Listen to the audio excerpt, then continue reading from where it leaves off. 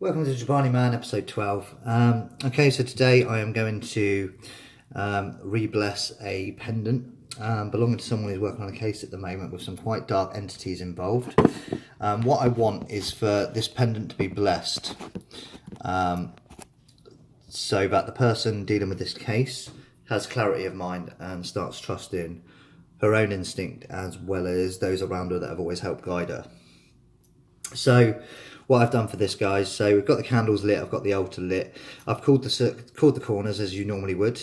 You know, you can use whatever deities you use. I tend to go from spirits, guide and ancestors to help me bless things and to help me open a circle so that we might be protected. So what have I got in this table? So we've used the Palo Santo as well, and we've cleansed the area. Before we start, the candles are lit. I have a fir cone, again, sign of strength. I have reeds from a swampland. And I'm just positioning these guys in a triangle. I have 3 reed podlets that I've positioned in a triangle shape. I've poured Whitby holy sand over the table and around the candles so that I might be protected as well as the corners. I don't want to put anyone in danger by doing this, so this is why. And I've got an item of jewellery belonging to the person. I also have my dragon's egg, again one of my favourite stones, which helps with this kind of thing. So the plan is, guys, what I'm going to do is I'm going to create a concoction to be able to help with re-blessing a item of jewellery that belongs to this person dealing with the case.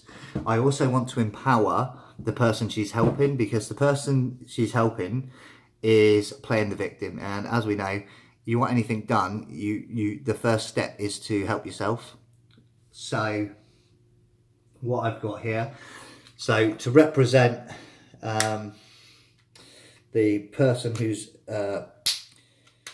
having the negative stuff, I'm going to use a piece of sertraline there, see, which I'm just going to place into the pendant on top of what is already in the pendant. But I need to make a oil or a protective thing. So what we've got here, we've got some spiritual water. Again, really good. This is made by my wife. Good stuff, spiritual protection water.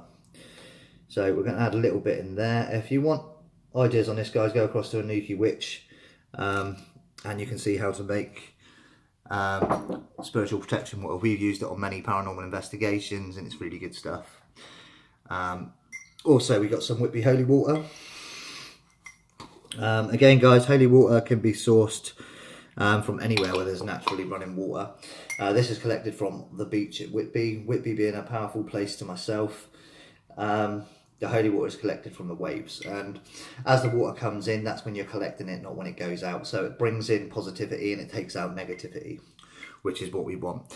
So that is how you make holy water. You haven't got to rob a font. It's all available to you. Apart from that, you can find natural springs to collect it from. Where water gathers into a puddle, you can collect it from there as well. I'm going to use some third eye chakra oil. Again, quite a good little oil to have. And basically, this stuff here is going to enable her to use her third eye, which is what the pendant was designed for originally. And obviously, because the case she's working on is the other side of the world, we need to open that right up. What else have we got? We've got some devil's shoestring. I'm going to put a bit of that in again for curses, hexes, stuff like that, guys. And I've mentioned it before. I made something back along that I call Rue Onslaught. This stuff is really good. It's got anything you can think of in it. It's got frankincense in, it's got frankincense, myrrh, it's got third eye chakra oil, devil's shoestring, mandrake oil, Whitby sand, Whitby holy water, everything, guys. Really good stuff. Obviously, guys, as well, some black salt again. My partner makes this all naturally.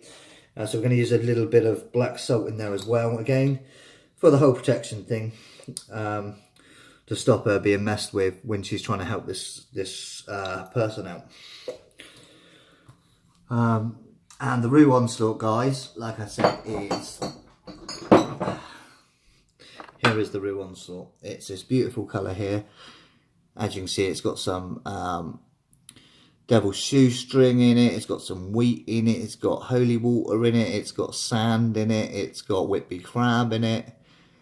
This is basically exorcism in a bottle. Rue is still used in many exorcisms. It's got frankincense in it, myrrh, it's got sandalwood in it, it has all sorts. And again, we create this, guys. If you don't want to make your own or you want to learn how to make it, give us a message at the bottom of here when you subscribe, and I'll give you the ingredients for that. But this stuff is killer.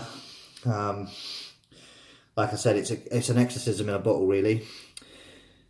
And like I said, the person who's been helping, I think, is being attacked psychically for her assistance in this case. Obviously, with an attachment or anything like that, guys, their main purpose is to control that body, control that life, so they can feed off of the depression and stuff like that. This is going to be very different, like I said. So I've got all that in there. I've only used the lid, guys, of the spiritual protection water. And all I'm going to do is to pour this into the pendant that we already have. The wax seal come off, so it's not going to be that hard. So it's already got third eye oil. So this pendant was originally designed to increase psychic ability and stuff like that. However, I now want it to protect. I now want it to use clarity of mind and stuff like that. So I'm going to take some up in the little droplets. And I'm just going to put it in there. And that should give us some clarity of mind. And just to make sure, again, guys, go careful on kind of what you expose their bodies to and stuff like that, you know. Some people react differently to various things. But in this case, like I said, this is going to be cleansed as well.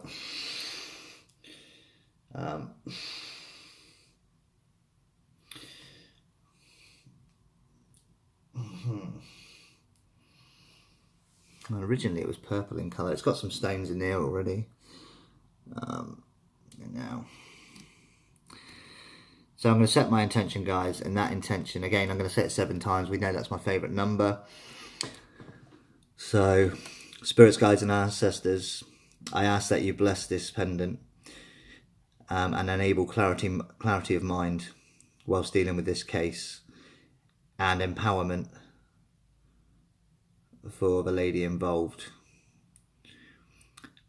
Spirits, guides and ancestors, I ask that you bless this pendant for clarity of mind and to help empower the lady the case is working for. Spirits and guardians, spirits, guides and ancestors, I ask that you step forward and bless this pendant for clarity of mind and to help with the case. Spirits, guides and ancestors, I ask that you bless this pendant for clarity of mind and to help empower the lady who the case is for. Spirits, guides and ancestors, I ask you to step forward and bless this pendant for clarity of mind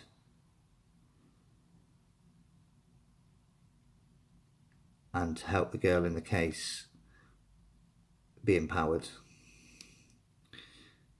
Spirits, guides and ancestors, I ask you to step forward and bless this pendant for clarity of mind and to help the girl of the case to become empowered. Spirits, guides and ancestors, I ask you to step forward and help bless this pendant for clarity of mind and to help the girl in the case become empowered. As I say this, so mote it be, and let it harm no one, but aid thee in protection, clarity of mind, and empowerment. Thank you. Now what I do, guys, is I will close down the circle in the usual way. You've opened the circle, so close it down the same way, or open the corners, close the corners, whatever you want. Like I said, I use spirits, guides and ancestors. You can do this to hit whichever deity you think of. And again, never blow the candles out, it's disrespectful. So just smudge them out once you're sure that intention's set. And there we go. Blessed be. Thanks for watching. Don't forget to subscribe and like. And if you want instructions on Rue, please comment. Thank you.